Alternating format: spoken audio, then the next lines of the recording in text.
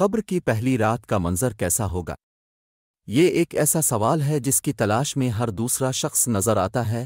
آج ہم اس سوال کا جواب آپ کے لیے اسلامی نقطۂ نظر سے لے کر حاضر ہوئے ہیں۔ اس کے علاوہ آپ کو یہ بھی بتائیں گے کہ آخر قبر انسان کو کیسے پکارتی ہے۔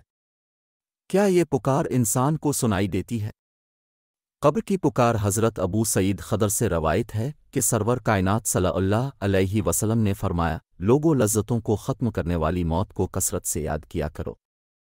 قبر ہر دن اپنے مردوں سے خطاب کرتے ہوئے اعلان کرتی ہے، میں غربت اور تنہائی کا گھر ہوں۔ جب مومن کو دفن کیا جاتا ہے تو قبر اسے مرحبا کہتے ہوئے خوشخبری سناتی ہے کہ میری پشت پر چلنے والوں میں تو بڑا محبوب تھا، آج میں تیری ہو گئی اور تو میری طرف آ گیا، تو اب میرے احسان کو دیکھ لے گا۔ یہ کہہ کر قبر تا حد نگاہ کشادہ ہو جاتی ہے اور جنت کا دروازہ اس کے لیے کھول دیا جاتا ہے، جہاں سے اس کو جنت کی تازہ ہوا آتی ہے۔ حضرت ابو ہریرہ رضی اللہ تعالیٰ عنہ کا بیان ہے کہ رسول اللہ صلی اللہ علیہ وسلم ایک جنازے میں شریک ہوئے، پھر فرمایا میں بھی اب صلی اللہ علیہ وسلم کے ہمراہ تھا۔ اب صلی اللہ علیہ، کیا تجھے یہ معلوم نہیں کہ میں تنہائی کا گھر، غربت کا گھر، وحشت کا گھر، کیڑوں مکڑوں کا گھر ہوں؟ میں بہت تنگ گھر ہوں، مگر اللہ جس کے لیے کشادگی کا حکم فرمائے گا اس کے لیے کشادہ ہو جاؤں گی۔ اس کے بعد اب صلی اللہ علیہ وسلم نے فرمایا، اے قبر، تو آ تو جنت کا چمن ہے یا پھر آگ کا ایک تنور؟ حضرت ابو حجاج رضی اللہ تعالیٰ عنہ سے روایت ہے کہ رحمت عالم صلی اللہ علیہ وسلم نے فرمایا، مردہ جب قبر میں رکھا جاتا ہے تو قبر اس کو کہتی ہے، اے ابن آدم، تو ہلاک ہوا، تجھے کس چیز نے مجھ سے دھوکے میں رکھا؟ کیا تجھے معلوم نہ تھا کہ میں فتنہ، تاریکی اور کیڑوں مکڑوں کا گھر ہوں؟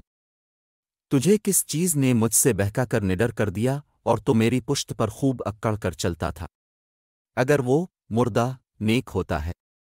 یہ سن کر قبر کہتی ہے، بے شک یہ نیک تھا، اب میں اس کے لیے سرسبز ہو جاتی ہوں۔ مردے کا جسم اس وقت منور ہو جاتا ہے اور اس کی روح اللہ تعالیٰ کی طرف بھیج دی جاتی ہے۔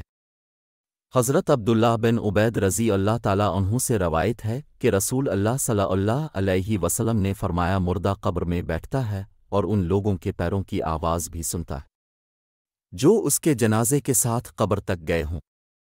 مردے سے اس کی قبر کہتی ہے، اے ابن آدم، تیری ہلاکت ہو، تو نے میری تنگی، بدبو اور کیڑے مکوڑوں کا خوف نہیں کیا، اس لیے تو نے ان چیزوں سے بچنے کے لیے تیاری نہ کی۔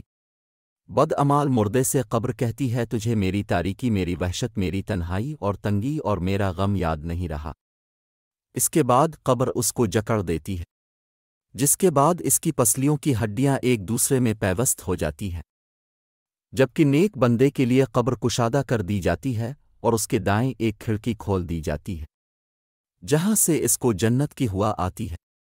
اللہ پاک ہم سب کو قبر کے عذاب سے بچائے اور ہم کو نیک اعمال کرنے کی توفیق عطا فرمائے، آمین یا رب العالمین۔